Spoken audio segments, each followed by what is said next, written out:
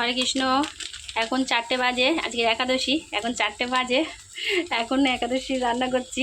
তো সকালে রান্না করি, কিন্তু সকালবেলা একাদশীর দিন একটু ষোলোমালা জপ করি। আবার সেন্টারে যেতে হবে বলে, সেন্টারে যেতে না হলে সকালেই করতাম। আর 12টার পরে প্রসাদ পাই।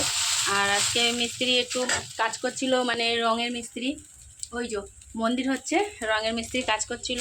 ওনার টিফিন করা, চা করা, তারপরে আবার ছেলেমেয়ের ও বাবার দুপুরে রান্নাবান্না, সকালে কী খাবে সেগুলো সব করতে করতে আর ষোলোমালা জপ করতে অনেকটাই দেরি হয়েছে। ষোলোমালা জপ করে তারপর ওদেরগুলো করেছি রান্নাবান্না।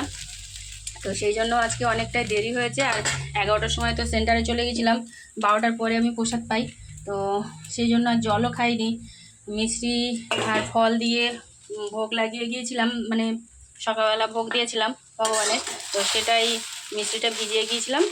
আর বাড়ি এসে 2টোর সময় বাড়ি এসেছি, বাড়ি এসে সাবুটা ভিজিয়ে দিয়েছি, দিয়ে তারপরে আমার ছেলে মেয়ে ওনাকে খেতে দিয়েছি। দুপুরবেলা ভাত টাত রান্নাই করে গিয়েছিলাম। তারপরে আমি বলি সাবুটা তো অনেক দেরি হয় ভিজতে, তো তরকারিটা করে নিয়েছি। সাবুটা হালকা এখনও শক্ত আছে, তো যাই হোক করে নিয়েছি। আর আলুটা সিদ্ধ করে রাখবো, ওটা বিকেলবেলা একটু বাদামের স্যালাড বানাবো। বিকেলবেলা বলতে এখনই তো বিকেল 4টে বেজে গেছে, ওটা রাত্রেবেলা একটু বাদামের স্যালাড বানাবো, একেবারে সিদ্ধ করে রেখে দেবো নুন দিয়ে। তো সবার তো প্রসাদ পাওয়া হয়ে গেছে, আর আমি এখন একাদশী রান্না করছি।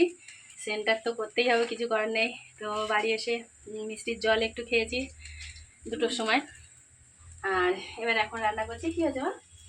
ও করেছো, বাহ খুব সুন্দর হয়েছে।